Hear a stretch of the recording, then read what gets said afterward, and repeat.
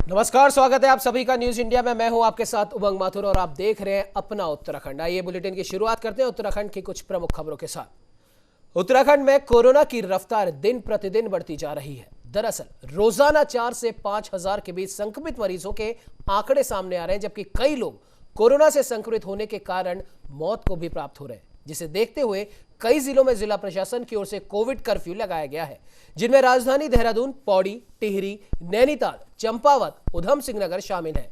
इन जिलों में Covid curfew के दौरान आवश्यक सेवाएं सुचारू रहेंगी, जबकि बाकी सभी व्यापारिक प्रतिष्ठानों को बंद रखा गया है।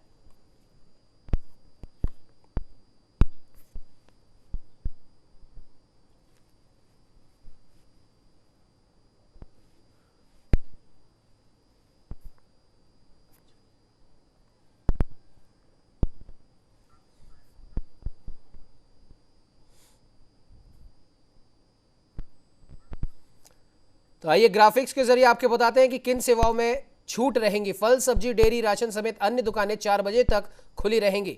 पेट्रोल पंप, गैस आपूर्ति व दवा की दुकानें पूरे समय खुली रहेंगी। आवश्यक सेवा से जुड़े वाहनों और सरकारी वाहनों को ड्यूटी से रहेगी छूट। पुलिस प्रशासन की टीमें युद्ध स्तर पर चला रही है चेकिंग अभियान। अनावश्यक रूप से घरों से निकलने वालों के खिलाफ हो सकेगी कार्रवाई।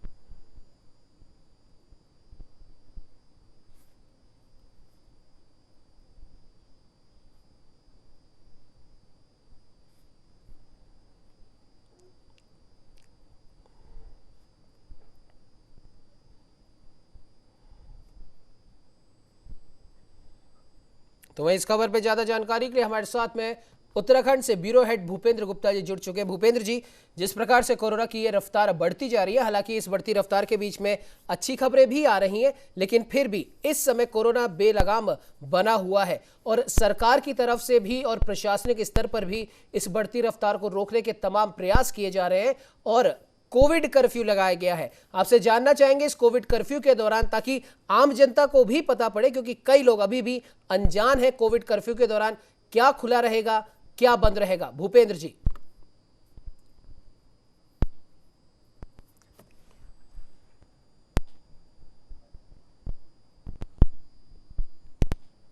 तो आपको बता दें कि कोरोना मरीजों की संख्या लगातार बढ़ती जा रही है। भूपेंद्र जी, आपसे जानना चाहेंगे जिस प्रकार से कोविड कर्फ्यू कोरोना की इस बढ़ती रफ्तार को देखते हुए उत्तराखंड में लगाया गया है और कई शहरों में तो संपूर्ण कर्फ्यू लगाया गया है। इस कर्फ्यू के दौरान क्या कुछ सुविधाएं हैं जो लोगों को, जनता को, आम जनता को मिलती रहेगी और किन चीजों को पूरी तरीके से बंद कर दिया गया है? भूपेंद्र जी। जी देखिए उमंग जी, इस समय जो है करीब 6 जिलों में, उत्तराखंड में कुल 13 जिले हैं और 6 जिलों में पूर्णतः जो है लॉकडाउन कर्फ्यू लगाया गया है। समय को जो देखते हुए कि देखिए इस समय करीब 5 से 6 हजार रोज कोरोना संक्रमण के मरीजों की संख्या जो है सामने आ रही है, जो बहुत ही डराने वाली है। अब लोगों को कम से कम जो है ये 70 के आसपास, 60 से 70 के आसपास जो है रोज लोगों की मौत हो रही है। तो ये आंकड़ा दिन प्रतिदिन बढ़ता जा रहा है। इसको ध्यान में रखते हुए जो हाहाकार और एक तरीके से एक चारों तरफ मायूसी का माहौल है, लोगों में बड़ा ही डर और अफरा तफरी का माहौल है, उसको ध्यान में रखते हुए उत्तराखंड के 13 जिलों में से आज से करीब 6 जिलों में जो है कर्फ्यू लगाया गया है। और जो जिसमें नैनीताल, उधम सिंह नगर और कुमाऊं के 3 जिले हैं और गढ़वाल जी की जो है करीब 4 जिले हैं। तो उसमें जो सबसे पहले बेसिक चीज है कि देखिए फल, सब्जी, डेयरी, राशन की जो दुकानें हैं वो उनको जो है 4 बजे तक का टाइम दिया गया है। बाकी बाजार को 12 बजे तक का खोलने की बात है। पेट्रोल पंप और जो गैस की आपूर्ति और जो ऐसी जो दुकानें हैं उनको पूरी तरीके से छूट दी गई है कि वो अपना सामान अपना कर सकते हैं। इसके अलावा जो सरकारी वाहन है वो जो है पहले से भी चल रहे थे, अभी भी चल रहे हैं। हालांकि तमाम जो जिन जिन जिलों में कर्फ्यू लगा है तो उन जिलों के जिलाधिकारियों ने अपनी तरफ से तमाम अधिकारियों को नामित किया है। जैसे कृषि विभाग की बात करें तो जिला कृषि अधिकारी को अपने कहा है कि वो देखें। उसी तरीके से डीएफओ को पावर दी गई है। जो आवश्यक शादी विवाह है या किसी को अंतिम संस्कार की क्रिया के लिए कोई वो लेनी है, किसी को अपना जो है पास चाहिए है, तो उसके लिए सिटी मजिस्ट्रेट और एसडीएम को नामित किया गया है। तो ऐसी स्थिति में देखिए हालात ये इस कदर बिगड़े हुए हैं कि जो है लोगों के मन में एक डर है, एक बेचैनी है, खौफ है जो है। इसके अलावा जो चारों तरफ जो चीख पुकार मची हुई है, उससे लोग इस कर्फ्यू के माध्यम से कोरोना की जो बढ़ती चेन है, इसके संक्रमण को जो है रोका जा सके, बचाया जा सके, इसमें कहीं ना कहीं थोड़ी सी कमी लाई जा सके। जो है नगर निगम है या जिला पंचायत की इकाइयां हैं, वो अपने स्तर से लगातार बाजारों को सैनिटाइज कर रही हैं। पुलिस और प्रशासन की टीमें लगातार लोगों को जागरूक कर रही हैं कि मास्क लगा के निकलिए, बिना आवश्यक काम के नहीं निकलेंगे आप। बॉर्डर जो है उत्तर प्रदेश से लगा हुआ जो उधम सिंह उत्तराखंड की सीमा है, उधम सिंह नगर पे अभी जो है नैनीताल के डीएम और एसएसपी ने जो है संयुक्त दौरा करा है। वहां पे आने वाले जाने वाले लोगों से पूछा है, जिनके पास अगर कोरोना पॉजिटिव की रिपोर्ट, नेगेटिव की रिपोर्ट नहीं है तो उनको एंट्री नहीं दी जा रही, उनको वहीं जो है एकदम बॉर्डर से ही वापस भेज दिया जा रहा है। और जिनके पास रिपोर्ट है उनको क्वारंटीन करने के लिए आदेश किया जा रहा है कि आप अपना जाइए, जहां भी आप होटल में या घर में हैं तो आप 7 दिन के लिए, 14 दिन के लिए आप क्वारंटीन होइए। तो इस तरीके की ये व्यवस्थाएं करी गई हैं। कुल मिला के मकसद यही है कि किसी भी तरीके से जो लगातार आंकड़ा बढ़ रहा है, ये जो एक माहौल में जो एक भय बना हुआ है, उसको किसी तरीके से रोकथाम की जा सके। और देखिए वहीं पे उमंग, मैं ये बताऊं कि अभी थोड़ी देर पहले ही जो है मुख्यमंत्री की तरफ से भी, मुख्यमंत्री ने अपने राहत कोष से 20 करोड़ की धनराशि अब मुक्त करी है, जिसमें जो है करीब 10-10.25 करोड़ के आसपास की धनराशि कोविड के लिए है, जिसमें एलोपैथिक, होम्योपैथिक और आयुर्वेदिक के अलावा आयुष की चीजें, सामान खरीदने के लिए है। उसके अलावा 2-2 करोड़ रुपए जो है जिलाधिकारियों को दिए गए हैं। 1-1 करोड़ रुपए वाला जिन जिन जिलाधिकारियों ने अपने तरफ से मांग करी थी कि सामान के लिए, उपचार के लिए या तमाम जो इस समय संसाधन जुटाने के लिए, तो उनको पैसे दिए गए हैं। तो कुल मिलाकर के पुलिस डिपार्टमेंट को भी करीब 1 करोड़ की धनराशि कही गई है कि आप 1 करोड़ की धनराशि दी गई है, जिसमें वो जो है मास्क, अब जो चालान हो रहा है बिना मास्क लगाए हुए लोगों पर, उनको चालान भी किया जाएगा। चालान के बाद उनको करीब जो है 4 मास्क पुलिस की तरफ से दिए जाएंगे। तो ये कह सकते हैं कि एक तरीके से कि जो है प्रयास हो रहा है, लेकिन जो हालात हैं वो बहुत बेकाबू होते हुए नजर आ रहे हैं, बहुत डराने वाले हैं, बहुत ही जो है लोगों के मन में इस समय आक्रोश है, भय है। तो ये हम कह सकते हैं कि इस समय केवल जो है खुद आदमी को, खुद व्यक्ति को अपनी तरफ से जो है अपना ध्यान रखने की आवश्यकता है, मास्क लगाने की जरूरत है, लोगों से कम मिलने की जरूरत है, बहुत बिना आवश्यक, बिना जरूरी काम के घर से निकलने की कोई आवश्यकता नहीं है जी। मुख्यमंत्री के द्वारा भी सैलाकुई में जो ऑक्सीजन प्लांट लगा हुआ है, वहां का भी निरीक्षण करा है मुख्यमंत्री ने, और उन्होंने ये भी कहा है कि ऑक्सीजन का जो है प्लांट लगातार ऑक्सीजन का निर्माण करता रहे, इसके लिए बिजली की विद्युत आपूर्ति बाधित ना हो, उनका जो टैंकर का आवागमन के जो रास्ते हैं, सड़कें हैं, जो छोटा मोटा दिक्कतें हैं, परेशानी है, उनको तुरंत मरम्मत किया जाए, उनको सुचारू रखा जाए, और जो वाहन है वो फिट होने चाहिए, उनकी पूरी फिटनेस ठीक होनी चाहिए। तो कुल मिलाकर के प्रयास हो रहे हैं, लेकिन देखिए उमंग, तमाम कोशिशों के बाद भी अभी जो है हालात बेकाबू है।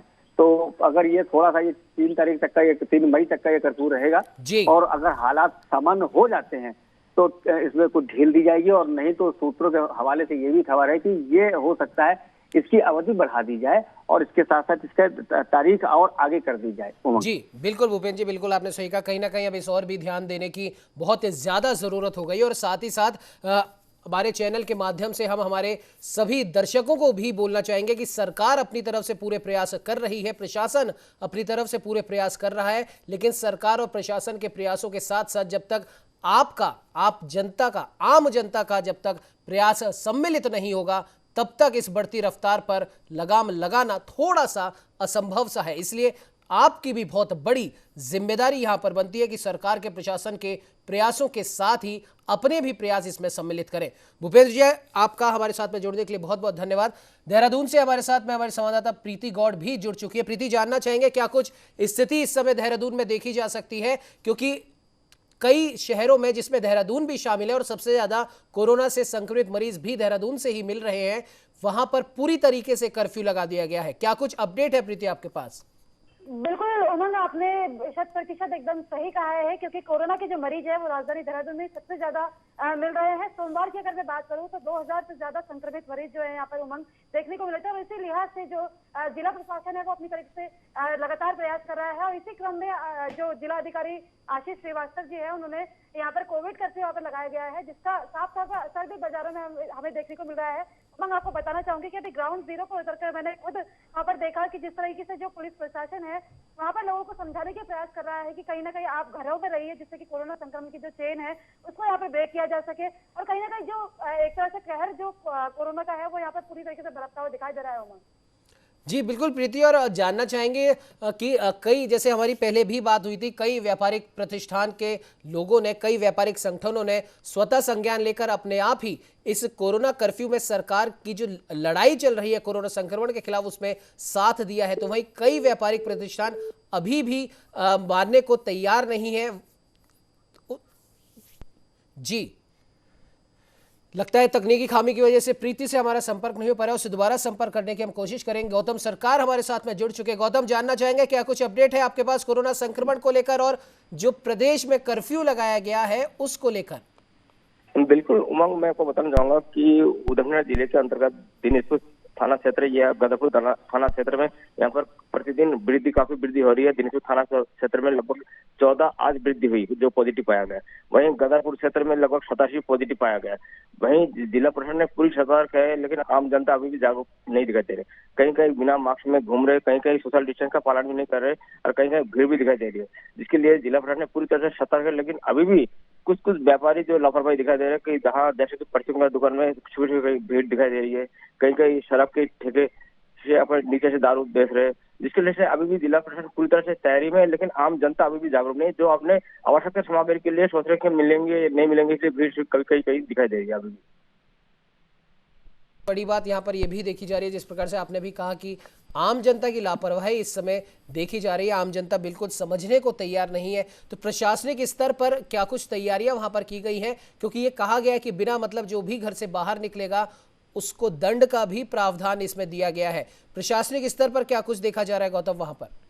बिल्कुल उमंग, मैं आपको बताना चाहूंगा कि इसी मुद्दे पर जब हमने यहाँ के सीओ सिटी से यहाँ पर एसडीएम से बात किया, उनका यही कहना है कि जो भी बिना मास्क से घूम रहे हैं उनको हम तत्काल उसको 500 रुपए का चालान काट रहे हैं और बाकी उनको समझाने की कोशिश करें कि मास्क का प्रयोग करें और बिना कार्य से बाहर ना निकले, घर में रहे। लेकिन फिर भी अभी भी आम जनता जागरूक नहीं है। कहीं कहीं उनका ये वहम है कि हमें खाने पीने की सामग्री नहीं मिलेगी, इसलिए कहीं कहीं दुकान से अपने जैसे जहाँ 1 कट्टा चावल चाहिए वहाँ पर 3 कट्टा 4 कट्टा चावल ले रहे हैं। जहाँ पर जिनका जो सब्जी वगैरह जो भी चाहिए वो सभी भी दहशत का माहौल है, लोग अपने थैला भर भर के ले जा रहे हैं। लेकिन इनका माइंड में यही है कि कब लॉकडाउन लग जाए, इसलिए हमें खाने पीने का सामग्री नहीं मिलेगा, एक दहशत का माहौल है। लेकिन इसमें आम जनता जैसे व्यापार मंडल या सामाजिक कार्यकर्ता या प्रशासन पूरा लोग समझा रहे हैं, लेकिन कुछ लोग ऐसे हैं जिनका अभी समाज से बाहर है, जिस कारण से कहीं अभी भी खतरा काफी दिखाई दे रहा है। मैं आपको बताना चाहूंगा दिनाजपुर थाना क्षेत्र में अगर 14 एक दिन में पॉजिटिव निकले, गदरपुर थाना क्षेत्र में 87 पॉजिटिव निकले, फिर सोच लीजिए कितना खतरा है इस क्षेत्र में। इसको खेल समझ रहा अभी फिलहाल दिखा दे रहा है। जी बिल्कुल गौतम, आपसे जानना चाहेंगे जिस प्रकार से कई सेवाओं में यहाँ पर छूट भी दी गई है और कई सेवाओं को पूरी तरीके से बंद कर दिया गया है, जिन सेवाओं में छूट दी गई है वो कौन कौन सी है आपसे जानना चाहेंगे गौतम? जैसे कि सुबह सुबह आपको मैं बताऊंगा मेडिकल छूट है और गैस का छूट भी है, खाने पीने का सामान आपका जैसे कि राशन का दुकान कुछ ये छूट है, लेकिन अभी उनके 12 बजे तक बंद करने के लिए कहा है जिला प्रशासन ने कि 3 मई तक बंद है, आप लोग घर में रहिए, आपके खाने पीने का अगर सामग्री चाहिए हम पहुंचा देंगे। लेकिन लोगों के अंदर अभी डर है कि कहीं अचानक लॉकडाउन न लग जाए, इसलिए ये लोग सुबह सुबह कई राशन की दुकान शटर ऊंचा करके वहां से सामान उठा रहे हैं। कई 1 कट्टा, मैंने आपको पहले भी बताया, 1 कट्टा चावल की जगह 4 कट्टा, जहाँ 1 कट्टा आटा की जगह 2 कट्टा आटा, नमक एक थाली का 10 थाली ले रहे, तेल 1 पीवा की जगह 5 पीवा ले रहे। ऐसी स्थिति अभी कहीं कहीं दिखने को मिल रहा है। कुल मिलाकर ये आम जनता जब तक जागरूकता नहीं होगा तब तक खतरा है इस क्षेत्र के लिए। जी बिल्कुल गौतम, आपने बिल्कुल सही कहा। बने रहिए हमारे साथ में। अमनदीप भट्ट टिहरी से हमारे संवाददाता हमारे साथ में जुड़ चुके हैं, साथ ही साथ नैनीताल से संवाददाता कांतापाल भी हमारे साथ जुड़ चुके हैं।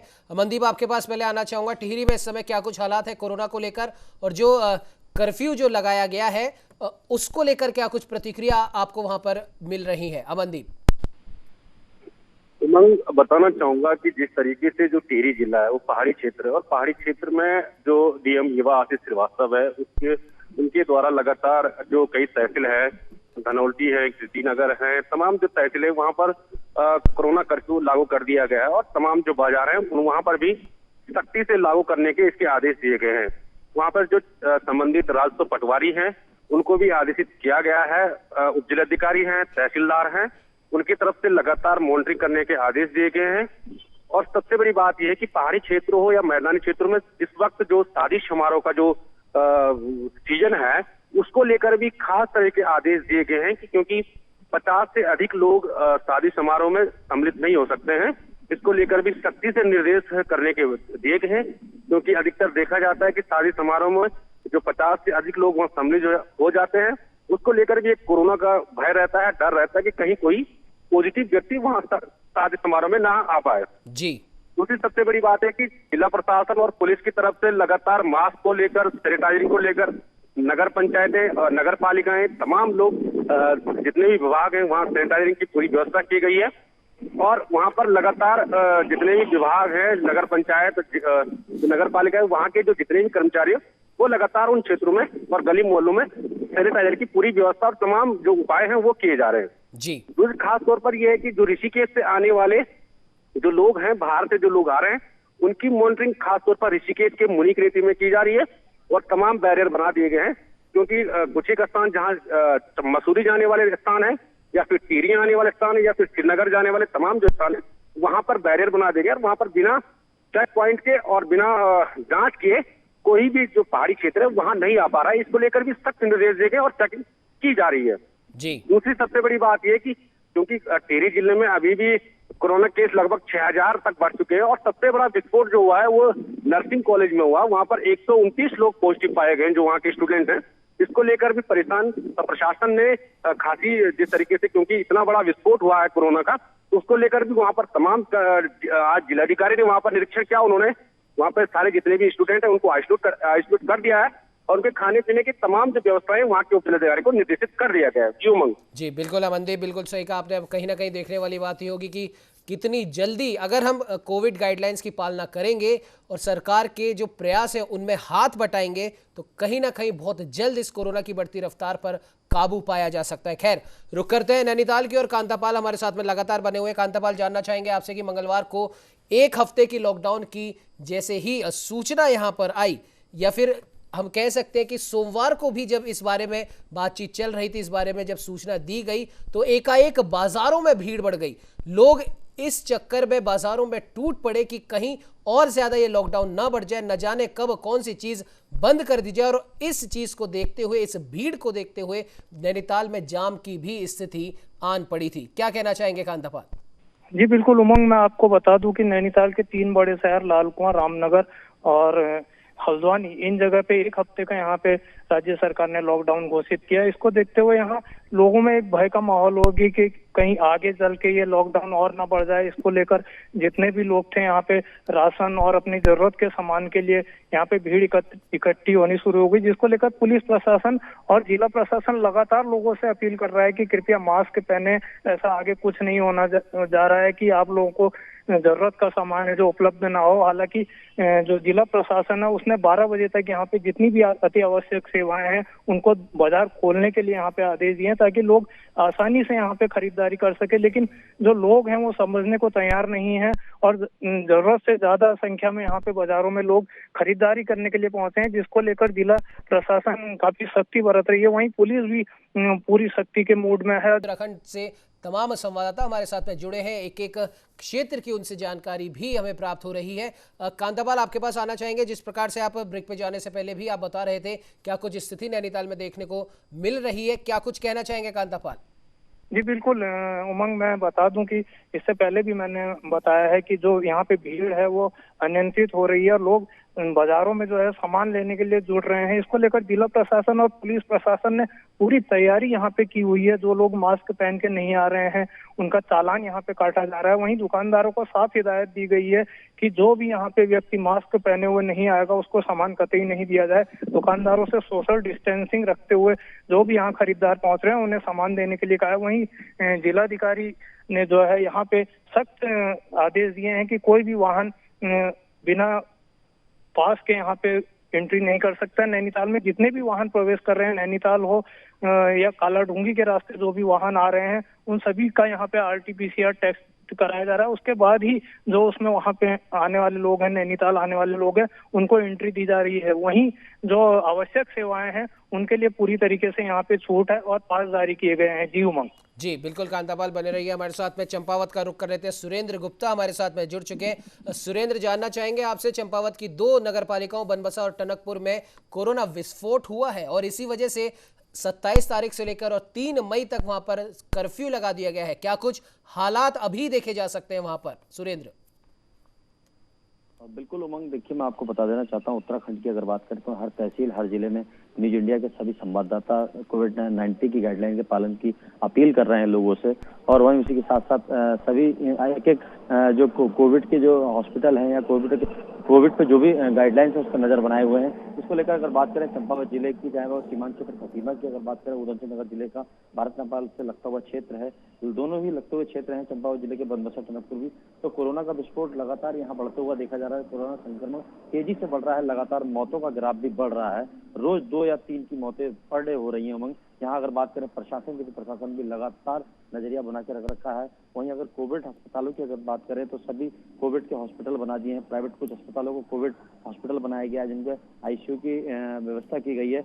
वहीं अगर बात करें तो प्रशासन का साफ तौर पर कहना है कि गाइडलाइन का पालन किया जा रहा है। और वहीं 27 से लेकर आज से 3 मई तक का लॉकडाउन लगा दिया गया, जिसको लेकर बाजारों में भी पूरी तरीके से सुनसानी देखी जा चुकी है। और आज से प्रशासन ने चालान काटने भी शुरू कर दिए हैं जो बेवजह सड़कों पर घूम रहे हैं, जो गाइडलाइन का पालन नहीं कर रहे हैं। उमंग, यहाँ मैं आपको बता देना चाहता हूँ कि भारत नेपाल से लगता हुआ क्षेत्र है, ये एरिया है, उत्तर प्रदेश की सीमा से भी लगता हुआ एरिया है। अभी तक जो जितने भी क्या कहते हैं जो कर्फ्यू लगा था, जो 2 बजे तक की गाइडलाइन थी, उसको लेकर आवाजाही पर बिल्कुल बेरोक टोक था, जिस पर प्रशासन बिल्कुल अंकुश नहीं लगा रहा था। लेकिन आज से जो नई गाइडलाइन जो कल से शुरू हुई है प्रशासन सरकार द्वारा, उन्होंने कहा है कि जो 7 से 12 खुलेगा और उसके बाद से कर्फ्यू लागू कर दिया 3 मई तक का, जिसको लेकर अब पूरी तरीके से प्रशासन सख्त हो गया है उमंग। वहीं अगर बात करें कोविड अस्पतालों की, तो कोविड अस्पतालों में भी पूर्णतः नजर बना के रख रखा है प्रशासन ने उमंग।